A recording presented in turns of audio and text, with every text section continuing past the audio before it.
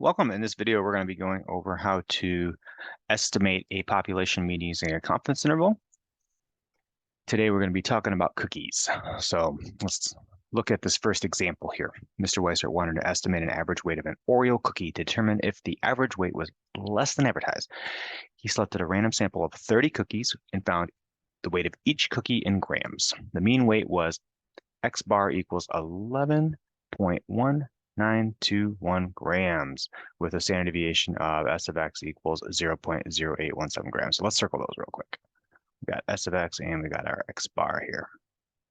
It says make a 95% confidence interval to estimate the true mean weight of an Oreo. Well, our point estimate is going to be our X bar in this case. So we'll say X bar equals 1.1921 grams. And always use units on there. The population is going to be all Oreos. And our parameter is going to be the true mean weight of Oreos. So we'll use that little mu symbol to kind of note that. The sample is going to be, in this case here, our 30 Oreos and our that we randomly sampled. So 30 randomly selected Oreos.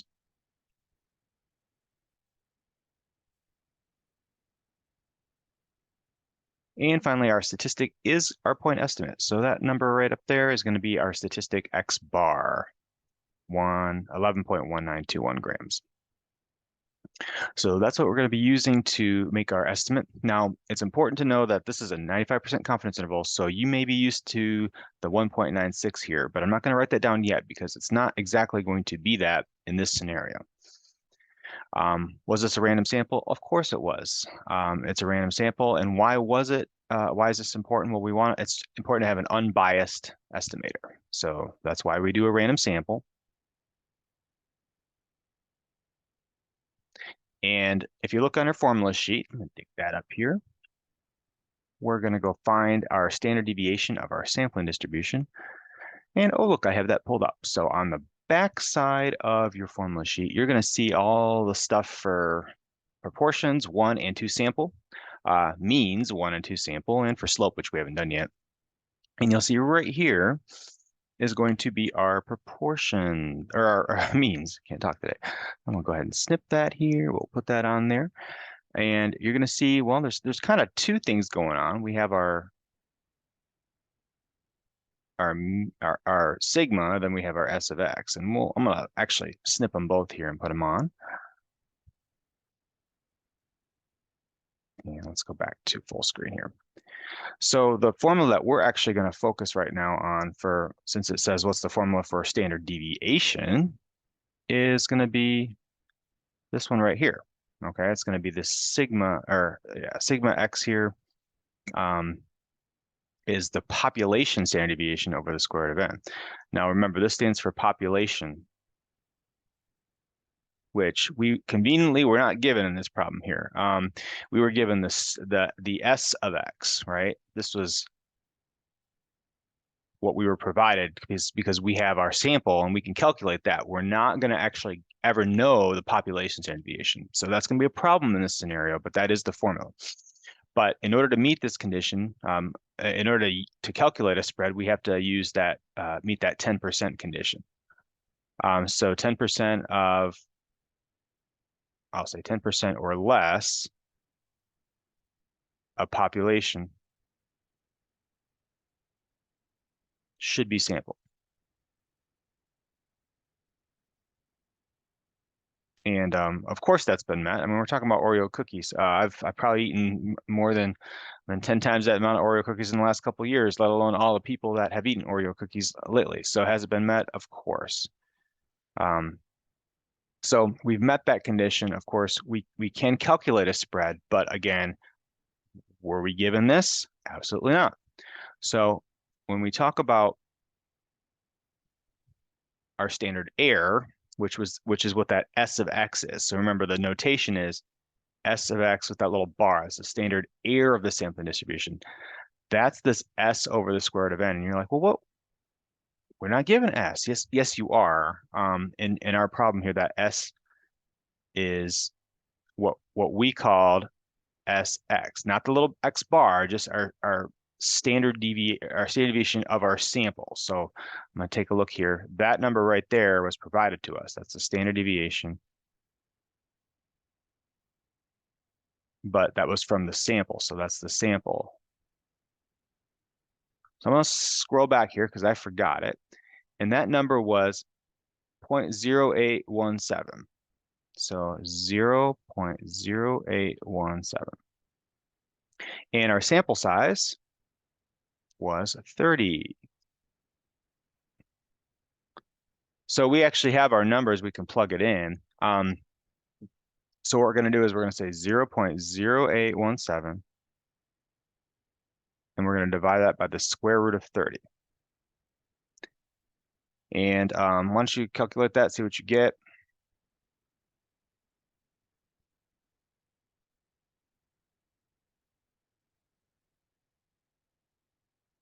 And let me calculate it. It's going to be 0.0817 divided by the square root of 30.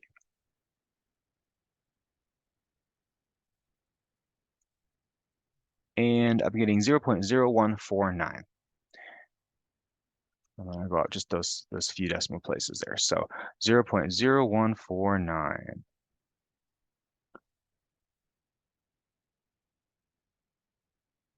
So that's our standard error of our sampling distribution. Would it be appropriate to use a normal distribution to model the sampling distribution of X? Well, if you remember the central limit theorem, that means if you have a sample size of 30 or greater, we can actually approximate a normal distribution, approximately normal. Can't say it's exactly normal, and nothing's exactly normal, unless we're told it's normal. But this is approximately normal distribution for our sampling distribution. So we can go ahead and approximate a normal curve. So we can start using the normal model. But as I'm going to walk you through, you're going to see a normal distribution for means isn't quite going to work. Okay, the reason is means are variable. Okay, the spreads tend to be a lot more have a lot more variation in them than they do for proportions. So I'm going to get into this website here. I want you to actually type that in, and you can explore that with me. I'm going to go ahead and load that up, and I'm going to walk you through what's going on for this. We're actually going to use what's called a T distribution. Okay, so instead of a Z star, we're going to use a T star, and I'll explain what all that is in a minute. But right now, I just go ahead and write that in there. And for reasons why, we'll get into it kind of using this applet here.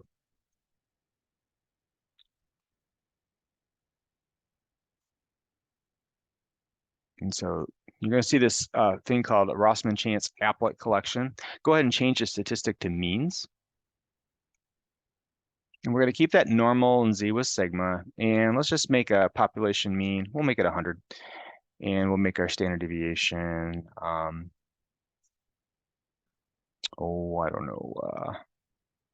Guess we'll do 4, and we'll do a sample size of,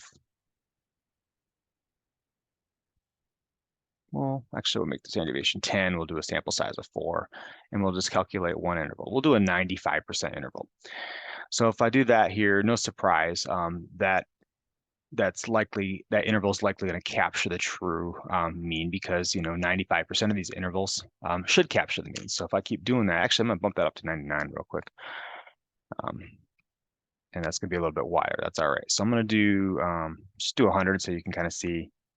Well, look, if I keep doing that, samples of 100, if you look at the capture rate here, I should get about 99% of my intervals to capture the true mean. The problem is though,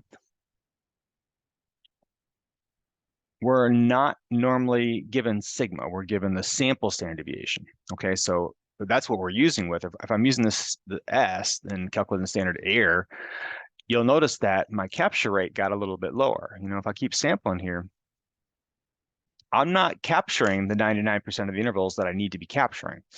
So the problem is that we need to increase the width of our intervals. And so what happens is you're going to see something called a T distribution, which is going to widen that interval a little bit. T's are a little bit fatter on the tails. So if I make that a T, notice that those tails got a little bit wider. And now if I look down on my capture rate, now it says 97%. Now if I keep going and keep clicking samples of size 100, you're going to see that approximates that 99% down there, which is what we want. Now, furthermore, let me explain to you what a T interval is, okay? So if you click on this link here, if you go back to the next slide, bit.ly.desmos z versus t, you can go ahead and type that in there. I'll make sure you capitalize the D, Z, and T. This will show you what a Z distribution looks like compared to a normal. So I'm gonna hide the Z for a minute. You'll remember in a normal distribution, if you go out to negative 1.96 and positive 1.96, you remember that 1.96 for the 95% confidence level, you're gonna see that's capturing 95% of the area under the normal curve. Now, if I do the same thing with a T, the T distribution is actually, it's not as high, and it's going to be a little fatter on the tails. So if I go out 1.96 standard deviations on the lower and the high side, I'm actually only capturing about 70% of the area under that curve. And so with the T distributions, we want to make sure we go a little bit wider to capture that 95. So you can kind of play around with it. I can say, oh, maybe I can go to 2.1 and go to 2.1 over here. And we're not quite there, so I'm going to keep going on there. 2.5, maybe 2.5. And well, why is that taking so long to get up there? Well, the T distribution is dependent on the sample size.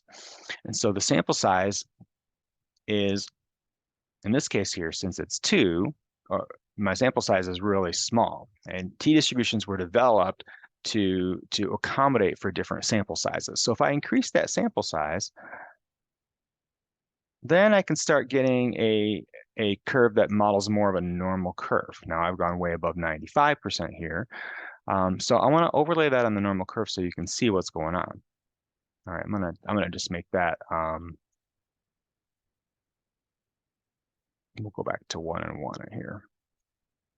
So if I go 1 standard deviation out, as you know here, and a normal curve, it should be about 68, right? 68.3%. With the T distribution here, if I have a sample size of 12, it's about 66%, so it's almost there. But as that sample size increases, it starts approximating a normal curve. So now you can see, oh yeah, after that sample size gets really large, like 100 or more, yeah, it starts becoming more like what a normal curve would be. So what's going to happen is when you get to your formula sheet, go to table B,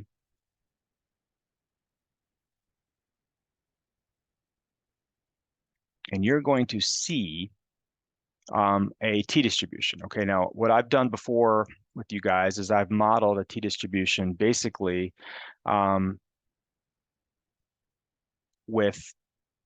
I've used this table here strictly to get our confidence levels real quick from the bottom here. I'm going to show you here what's going on with this. So on the very bottom row, as you've seen here before, you've seen this infinity symbol, and I've said get your Z star here before, right? Well, all these numbers up above, these are called T stars. And those are dependent on the sample size. Now, these are not the sample sizes. These are the sample sizes minus 1, what we call the degree of freedom, okay? So if I have a sample size of 15, we're actually going to use the line 14. So let's take a moment here to, if I want a 95% confidence interval and I have an unlimited sample size, even if it's a mean, I'm going to use 1.96 because infinity is going to give me that. But let's say I have a more realistic sample size, like 30. Well, then I'm going to use degree of freedom of 30 minus 1. And I'm going to match that up with my 95% confidence interval. And I'm going to see, oh, my T star should be about 2.045. And notice that it's a little bit more than 1.96, so it's going to give you a wider interval than the 1.96 would. Now, if I go up here, let me clear these out. You're going to see what at the very top, this tail probability up here, and that's basically just in conjunction with the the confidence level. So if you notice here, 0.025, well, if you think about 95% confidence, right, that's going to be 95% between two numbers, and so the other 5% is going to be split in half, right? 2.5% on this side, 2.5% on this side. And so if you think about over here, this 10%, this would be 20% total, so that's an 80% confidence level. And these are all these numbers represent your T stars. So if you have a really small sample size, you got to have at least two. You can start with a degree of freedom of 1, and you can work your way up to get to infinity. Just real quick note, when you're going down here, once you get to sample sizes greater than 30, so if I have a sample size of 31 or 32 or whatever, I just got to round down. So if my sample size is 39, my DF would be 38, but I don't have 38 on here, so I'm going to have to go down to 30 and match that up with the confidence level. Not everything's going to be on here. So I'm going to go back to the questions here, and we're gonna figure out our confidence level based off or our Z star T star based off of our information here. So let's go back to the Oreo question real quick. Okay, in this problem here, it says what T star is going to be needed for this confidence interval? Well, my degree of freedom in this case here is going to be 29. So since my n minus 1 is going to be 30, 30 minus 1, that's going to be 29, right? So to get that T star, there's going to be two ways to do it. We could do the table B, and we can get the intersection of the degree of freedom and figure all that out with the confidence level. So if we're looking at a 95% confidence level, go back to that table real quick.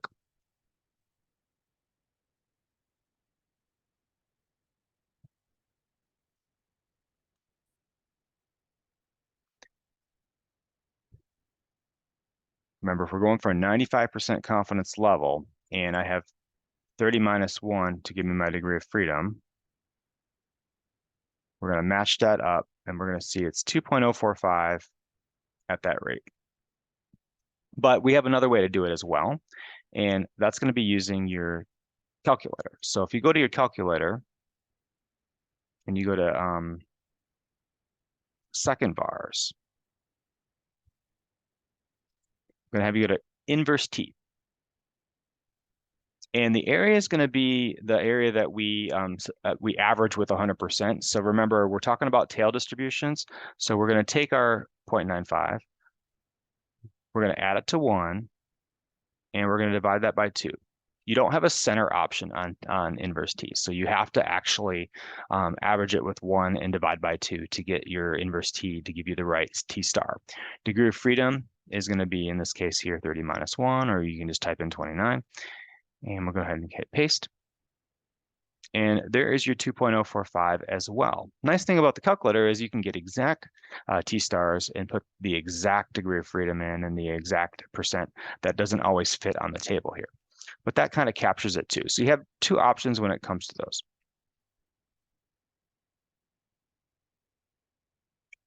So anyway, in this case here, I would recommend this and just kind of use your 0.95 plus 1 divided by 2. And of course, your degree of freedom is always going to be your n minus 1. In this case, it's going to be 29. It's always going to be a positive number. All right, let's go to the next question now. So now that we have our T star, we have our 2.045, we can actually calculate our margin of error. Remember, your margin of error is always going to be your critical value, and it's going to be multiplied by your standard error.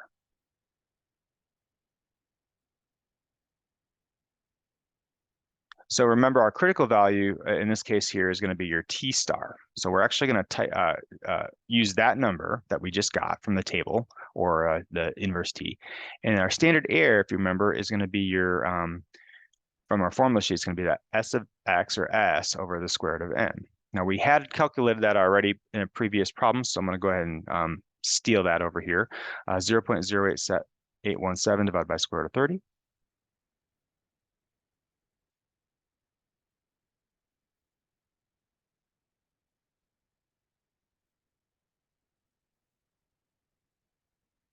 And that should give you a margin of error. So let's go ahead and calculate that.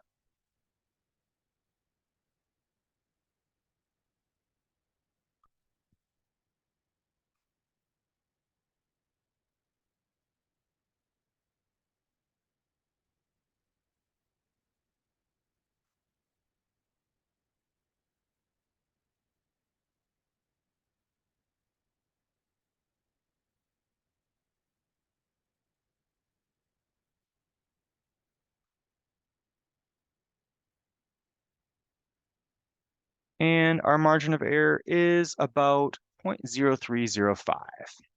0.0305.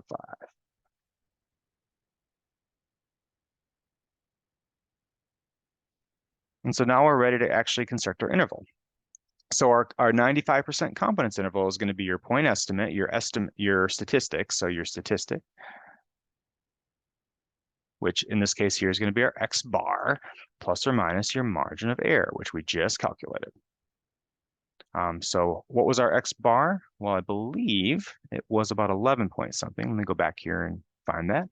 11.1921.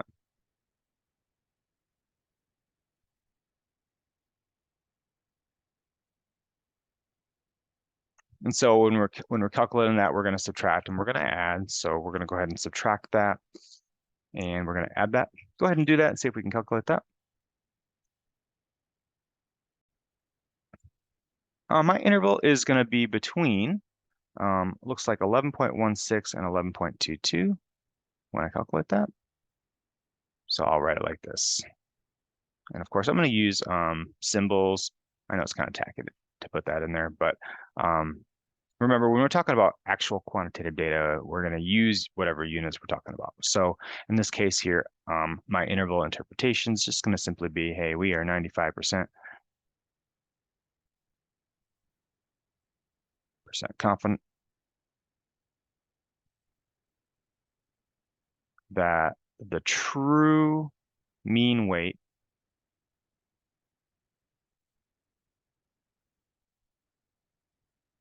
of Oreos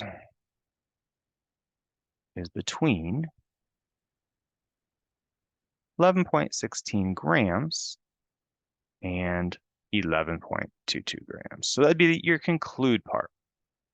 And let's go ahead and actually go through the process of getting that on your stat menu so you can know how to enter that in using the right interval. When you do the do part here, remember that you can you can actually go into your stat menu and calculate all the necessary information using this technique. So remember, you go to stat, go to tests, and you have all your intervals and tests here. This is simply called a T interval. So you're just going to go to stat test 8.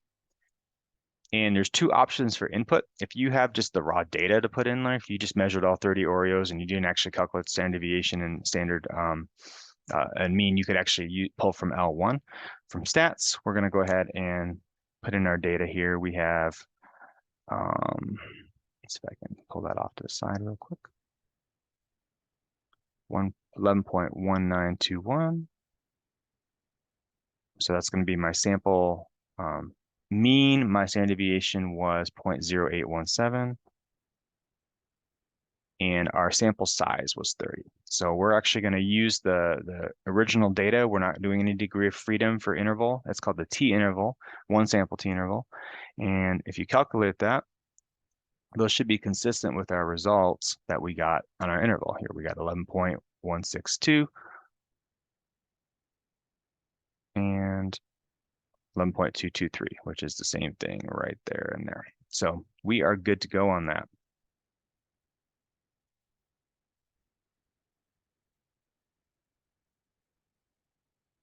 All right, so a specific formula for the confidence interval that you're going to be working with here is going to be the X bar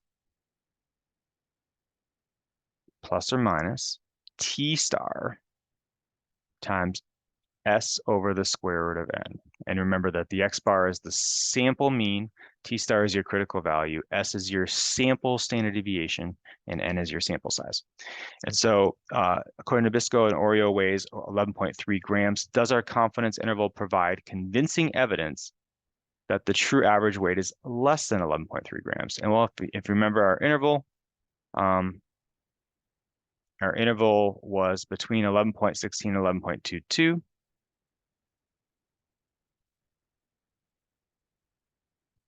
And so we would have convincing evidence because since our interval is all below that,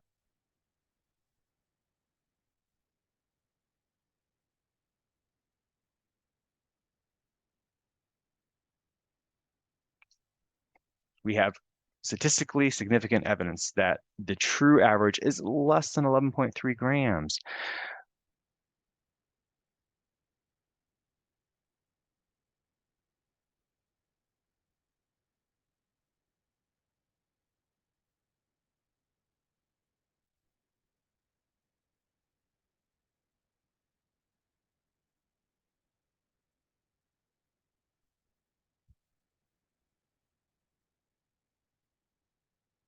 And that's how you interpret your interval. Well, that's you answer that. Usually that second part of a free response question is going to have that linkage to some sort of claim, all right? And how does that fit the claim?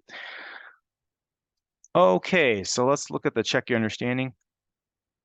Now in this problem right here, we have city council members want to check how many pounds of trash households in their community produce per week. To determine an estimate for the standard deviation of the weight of trash produced, a small random sample of households was selected and their trash was weighed on garbage day. This produced an estimated standard deviation of 36 pounds. We have our S of X there, 36 pounds. How many households need to be surveyed to estimate mu at the 95% confidence level with a margin of error at most 3 pounds? And give you a little hint here, since we don't know N, we need to use Z star instead of T star. Let's think about that. Why? If I'm using my margin of error, if I'm going T star times S of X over the square root of N, because we have to use T if it's a sample standard deviation. And I want that to be less than or equal to 3. Well, the problem is that in order to get T star, you need to know N, which we don't. So there's two unknowns here, which we can't really solve for. So this is where we're going to break the rules, and we're actually going to use Z star, just because, hey, you know what? We can use 1.96. We know that. All right, we can use that 1.96 to solve it.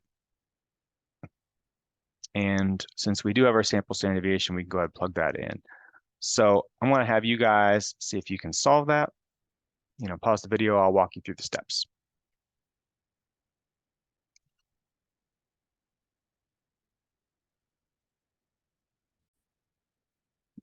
All right, y'all, I have it all worked out except for the final answer. So what you're going to do on this problem is you're going to first divide that 3 by the 1.96. So I like to do kind of step-by-step my calculator, show you the steps here. And go ahead and press enter. Now, once you do that, I like to move the square root of the n up here and take that 36 and divide by the fraction for u divided by 1.96. So I already have that division there. So what I'll do is I'll take that 36 and simply divide by scrolling up and pressing enter. And then notice that says 23.52. So that's what this number inside the parentheses is, 23.52. And then to get rid of that square root, I'm just going to square it. So I'll hit the X squared button. And you'll get a sample size of 553.19. Now we always round up. So when we take that number here, we're going to round that up. Let me actually copy that real quick.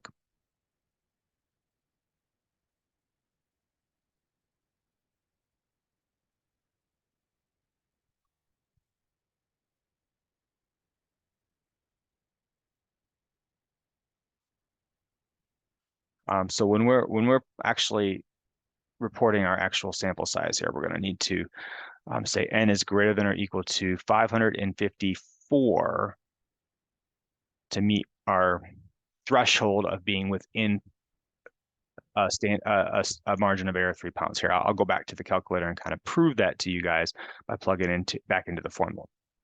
So our Z star is going to be 1.96. Remember, we have to use Z because we don't know the sample size. So we're going to times it by 36 and divide by the square root of 554. And as you can see there, that is just below 3, which is what we want. If we went back up there and did 553,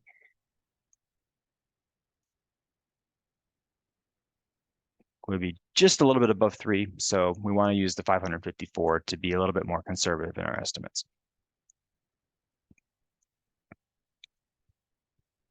All right, now before we get into part B, just want to talk about the important ideas for a T distribution. In general, the T is what we use when we have when we do not know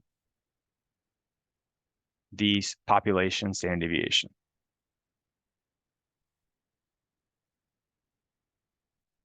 Okay, so we do not know sigma, but we do know S. We know the S of X, not the S of X bar, S of X. Then we're going to use that T distribution, which is almost always going to be used for means. So we don't really have to think about it. We just kind of use it here, right? Our T is going to be used for means. Our degree of freedom is dependent on our sample size, and it's always going to be the sample size minus 1. And remember, as that degree of freedom gets higher and higher, it's going to approach a normal curve. So you'll see more and more normal results with a bigger sample size. For our state plan, for our state, we're always going to be talking about, we want to name our condition. You know, what are we doing? We're going to name our procedure, and we're gonna define what that is. So when we're talking about our procedure here, we're talking about a 1 sample T interval, or in your calculator, it's just called the T interval, but we want to call it a 1 sample T interval for mu. We want to define what mu is. Okay, it's the true mean in context. We always want to meet our 3 conditions: random, 10%, and approximately normal. Now we have 3 different options for that, where they're told the population is approximately normal, which is rare, but it happens. Or if we have a sample size that's 30, we can meet the central limit theorem. So we can use that sample size too. But if those two don't really fit the bill, and normally we have samples that are pretty small, then we have to look at the distribution. If the sample size is graphed, if you're given like a dot plot, or what I like to use is a box plot, and we can see, you know, if that box plot is roughly symmetric, or even if it's skewed, but it doesn't have really strong skewed or outliers, you know, that would be okay. Even if something like this, that'd be all right. That's not super strongly skewed. But if you have something like really skewed, you know, something like that, maybe that's probably not good there. Or if you have some outliers, you know, and you got some outliers over here, that's probably not good. But these two are probably all right. So plot the data when all else fails, and you can see if we can even go forward with the procedure. Once you do your do part, you're going to get your critical value. You're gonna go into your T interval, and you can use that calculated method to get your interval. You can also use the formula, S of X over square root of N, using your formula sheet here, T star from your table or your inverse T, and your sample mean right there for your point estimate. And then our conclusion, we are 95% confident that the true mean, and always do it in context of the problem. So now that we've gone through that state plan do conclude, I want you to go ahead and read through this and see if you can pause the video and make a confidence interval of your own, and then we'll check it.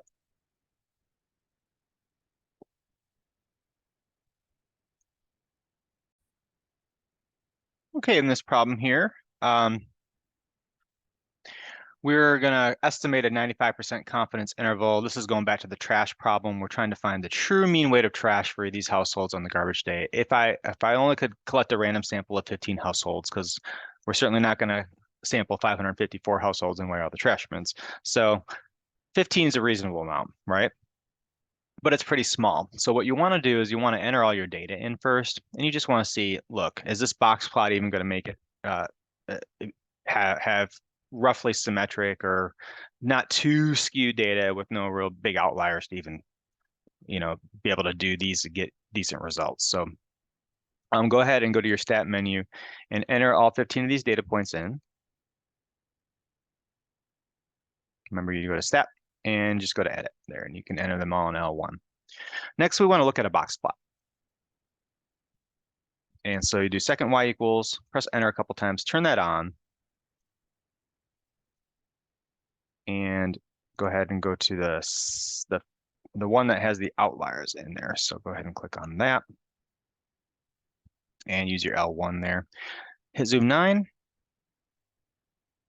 And that looks pretty good. A little bit skewed here. It's got a little wider there than it is there, but that's all right. All right. We don't have any strong skewness. We don't have any heavy outliers. So we're okay to proceed with that. And we're going to come back to that in our conditions. So let's talk about what we do for each part here.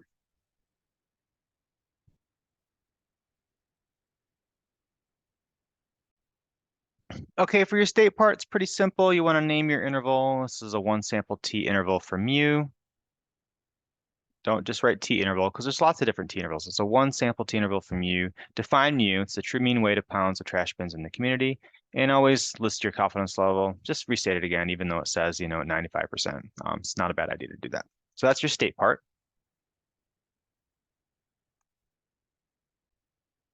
All right, let's talk about our plan. In this case here, we had a random sample of 15 households. We want to write that. We can say 15 is 10% of households in community, less than 10% of households in the community. I think that's a safe assumption. And for the approximately normal, since our sample size was small, it's less than 30, we do want to plot that point. And remember, I did that first, just get that out of the way and see if it's even worth doing. And you can see, just take a sketch of that box plot. No need to write all the numbers on it. And just comment on how it's not heavily skewed. Nor does it have outliers. And as long as you kind of meet those two things in your commentary, you've with your accompanying graph here, you've made that assumptions here. So check your 3 conditions. That's your plan part. Okay, let's go to the do part.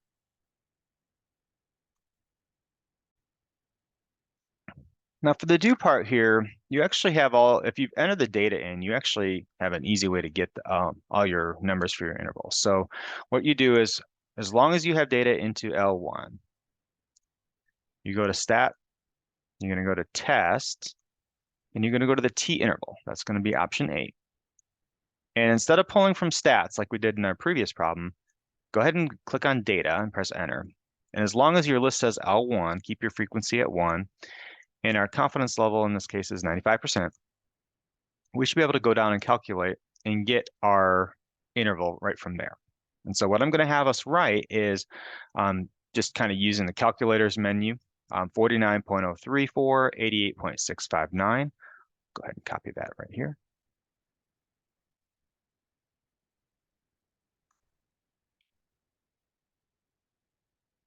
Now, obviously you can't copy a calculator screen, so what we would write down here is using our calculator. Using a calculator, that's okay to do that. You have your interval, because we've already named the interval, so we don't actually have to use the formula.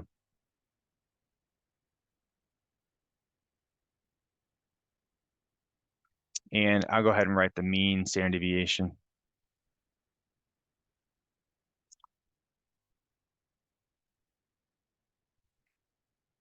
Now, the only thing I would add to this, we have n as 15.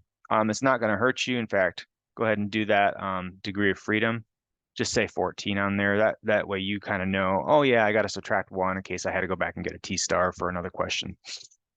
So always do 1 minus n minus 1. So as long as most important thing, of course, is to get your interval. That's what's going to be used in your interpretation. So we want to have our interval correctly.